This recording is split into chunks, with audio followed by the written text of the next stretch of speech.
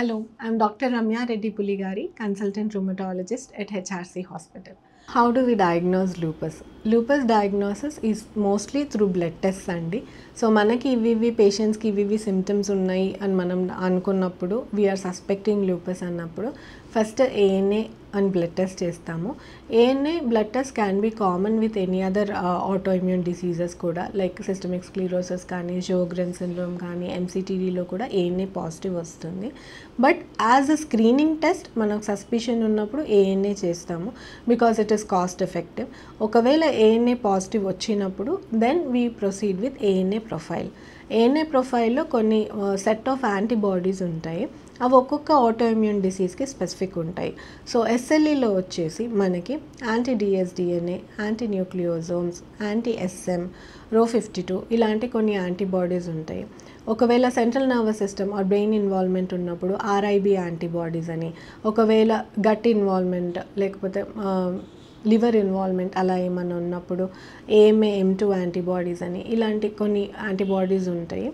ఇవి స్పెసిఫిక్ ఒక్కొక్క ఆర్గన్ని కూడా ఇది ఉన్నప్పుడు we can suspect this manifestation అని కూడా చూస్తూ ఉంటాము. యాంటీ డిఎస్డిఎన్ఏ యాంటీబాడీ పాజిటివ్ ఉన్నప్పుడు చాలాసార్లు లూపస్ నెఫ్రైటిస్ ఖచ్చితంగా ఉంటుంది. Most of the times anti dsDNA మనకి పాజిటివ్ వస్తే లూపస్ నెఫ్రైటిస్ రావచ్చు ఫ్యూచర్లో కూడా, ఇప్పుడు లేకపోయినా అని మనం సస్పెక్ట్ చేసి పేషెంట్ని ప్రాపర్గా ట్రీట్ చేస్తాము. నెక్స్ట్ కన్ఫర్మేటరీ ప్రొఫైల్లో ఒకవేళ యాంటీ డిఎస్డిఎన్ఏ రాకపోయినా యాంటీ డిఎస్డిఎన్ఏ ఎలీజా అని మళ్ళీ అది specific test. This is confirmatory for lupus.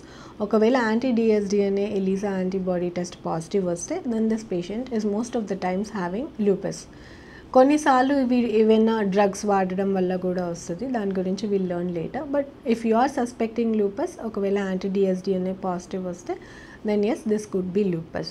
ఇలానే కాకుండా డిసీజ్ ఎంత యాక్టివ్గా ఉంది, లూపస్ ఇప్పుడు కొంచెం ఉందా మన బాడీలో, కొన్నిసార్లు పేషెంట్స్ డైరెక్ట్ ఐసీయూకి రావడము, మల్టిపుల్ ఆర్గన్ ఇన్వాల్వ్మెంట్స్తో ఉన్నప్పుడు మేము కూడా కన్ఫర్మేటరీగా చూసుకుంటాం, లైక్ ఎస్ఎల్ఈ మన బాడీలో ఎంత యాక్టివ్ ఉంది అని.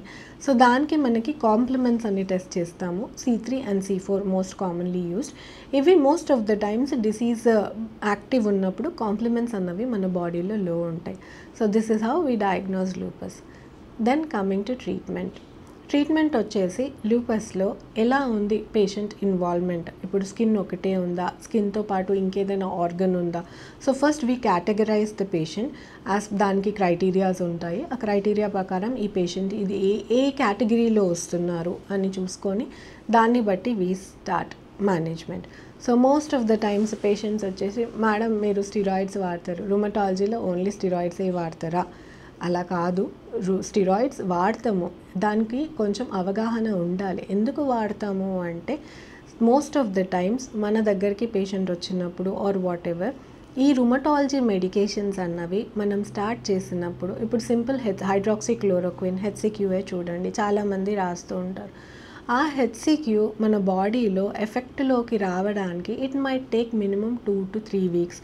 అంతవరకు పేషెంట్ని సఫర్ అవ్వడానికి ఆగుతామా? ఆగనివ్వము. అండ్ ఒక్కొక్కసార్లు బాడీలో మనకి కనిపించేది ఒక స్కిన్ సిమ్టమే ఉండొచ్చు, కానీ లోపల డిసీజ్ చాలా ఎక్కువగా యాక్టివ్గా ఉండొచ్చు. అన్నోయింగ్లీ ఇంకేదైనా ఆర్గన్ ఇన్వాల్వ్మెంట్ ఉండొచ్చు, కిడ్నీ కానీ ఇంకేదైనా. సో అలాంటప్పుడు we assess the patient and then give steroids, but in very minimum dose. ఎక్కువ డోస్ ఆఫ్ స్టీరాయిడ్స్ ఇవ్వము. ఎక్కువ డోస్ స్టీరాయిడ్ రిక్వైర్మెంట్, కొన్నిసార్లు స్టీరాయిడ్ ఇంజెక్షన్స్ ఇచ్చే అవసరం కూడా ఉంటుంది, because that is life saving. If you do not give మనం పేషెంట్ని లూజ్ చేసుకుంటాం, patient might die also sometimes. So అది కేటగిరీ చేసుకొని we give how much we have to give. ఇప్పుడు ఒక కుట్టి స్కిన్ పేషెంటే ఉన్నారనుకోండి, we give in minimum amount. అది కూడా ఎందుకు, ఇది మనకి HCQ ఎఫెక్ట్లోకి వచ్చే వరకు సపోర్ట్ చేస్తుంది steroid. It will try bringing down the inflammation చుట్టూ. So it will add up as a help to the HCQ drug. And sometimes it can work as a bridging therapy, అంటే మనం bridge therapy లాగా వాడతాం, ఒక వంతెన లాగా మనకు help చేస్తుంది. బై ద టైమ్ ఈ tablet or whatever drugs we are giving, anti rheumatic drugs, ఇవి వర్క్లోకి వచ్చే వరకు steroid might help us. Next coming to other anti rheumatic drugs, ఒకవేళ మనం organ categorization or disease activity category చేసుకున్నట్టే అయితే simple most common skin involvement ఒకటే ఉంది, వేరే ఏం లేవు అన్నప్పుడు small dose of steroid, HCQ అలా ఇస్తాము. అండ్ టాపికల్ ఆయింట్మెంట్స్ కూడా ఇస్తాము స్కిన్కి. అండ్ సన్ ఎక్స్పోజర్ అవాయిడ్ చేయమని చెప్తాము. ఒకవేళ వెళ్ళాల్సి ఉంటే సన్ స్క్రీన్ వాడమని చెప్తాము, which is specifically protective for both UVA and UVB radiation. And usually ఎస్ఎల్ఈలో హై ఎస్పీఎఫ్ ఉన్న సన్ స్క్రీన్స్ వాడమని చెప్తాము.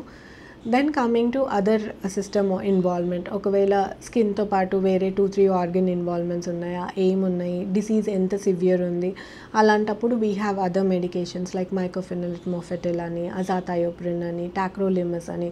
ఒకవేళ బ్లడ్ సెల్సే ఉన్నాయా, ఉట్టి అనీమియా ఆర్ సైటోపీనియాస్ ఉన్నాయి, వేరే ఇంకేం ఇన్వాల్వ్మెంట్ లేదు అన్నప్పుడు we choose one specific drug.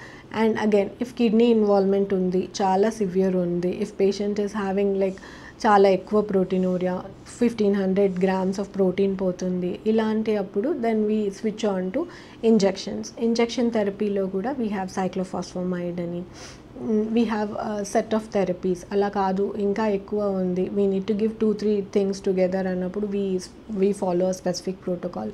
ఇవన్నీ out of experience and patient current సిచ్యువేషన్ని బట్టి ఇస్తాము. And we have new biologics also which work for lupus. Most of the times rituximab ఎక్కువగా వాడుతూ ఉంటాము kidney or end organ damage ఉన్నప్పుడు. Isolated ITP ఉట్టి only thrombocytopenia ఉన్నప్పుడు రిటుక్సిమాబ్ ఇస్తే patient will be symptom free for few months. అలా కాదు ఇంకొకసారి life threatening manifestations of lupus వస్తాయి. ఇందులో రక్తనాళాల్లో వాపు రావడము, వాస్కులైటిస్ అంటాం, చాలా సివియర్గా వచ్చినప్పుడు స్కిన్ పైన చాలా ఎక్కువ ర్యాషెస్ రావడము, అట్లాగే అబ్డామినల్ వెజల్స్లో కూడా పొట్ట చుట్టూ వెజల్స్లో కూడా వాపులు రావడం, ఇలాంటి ఉన్నప్పుడు we prefer specific target regime or treatment regime. Thank you.